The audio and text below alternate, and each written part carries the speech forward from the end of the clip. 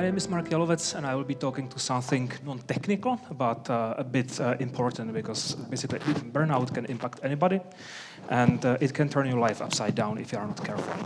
It can also be, I hope this is not me, I hope it can also be positive, but let's not get ahead of ourselves. So I'm currently working for a German startup called Finn.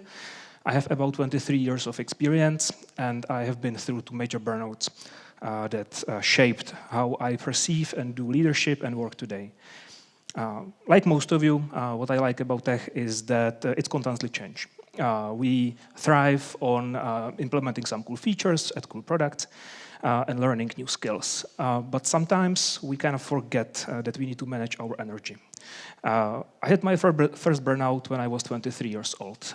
I had my own company, I had a full-time job next to it, and I was studying at a university.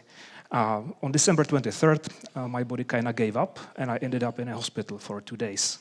And since then, I was very careful about managing my energy. But after a couple of years, my mother got terminally ill, and I had to take care of her 24/7 for more than a year while working a full-time job to support us.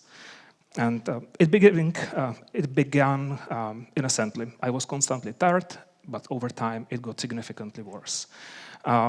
Basically, you start feeling drowning, and you basically you kind of lose yourself.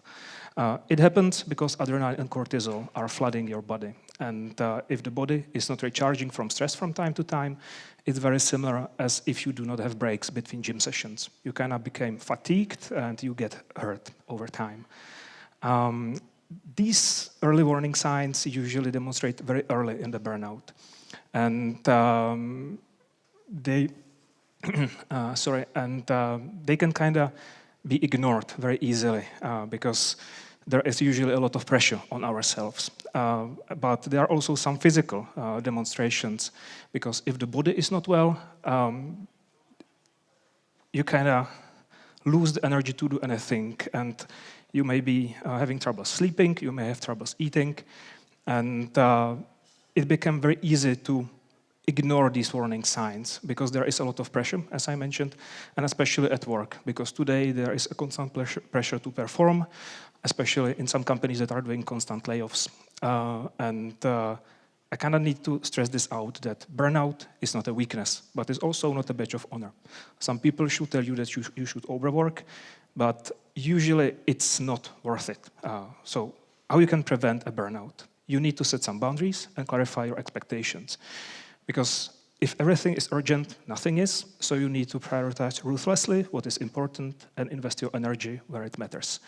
I also recommend doing, for example, some sports, because this helps your body to rest and your mind to unwind. You can, I don't know, go climbing, you can go for walks. It doesn't have to be long. It should be just long enough for you to unwind. And third thing is to set some purpose for you as a person and you as an employee. Because if you have some goals, it's very easy to ignore the occasional hiccups that are happening in your life. You need to know what you are aiming for. And the question is, can stress be useful? And oddly, yes, because many people, myself included, use stress to sharpen our focus and to get the sense of urgency. But it's a very sharp double-edged sword that can easily backfire. And the same happens about burnout. It forces you to stop and ask some essential questions about yourself. It forces you to get to know you better and change your life for the better.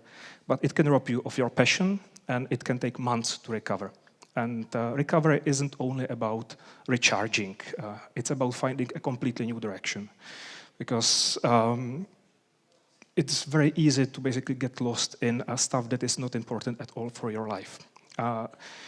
You should find some thriving, and that doesn't mean closing the most Jira tickets of your peers. It doesn't mean being the employee of the month. It means feeling good in your body, have a calm mind, and basically having time and energy for your family and for your friends. I definitely urge you to basically not audit your calendar, but audit your energy, because on some days you are capable of achieving great things, and on some days you just need to take a small rest. And you should definitely listen to your body, because you really want to break down. You don't want to break down, you want to break through. And thank you for coming. If you had some burnouts in your past and you need some help, definitely look for it, because we are not alone in this.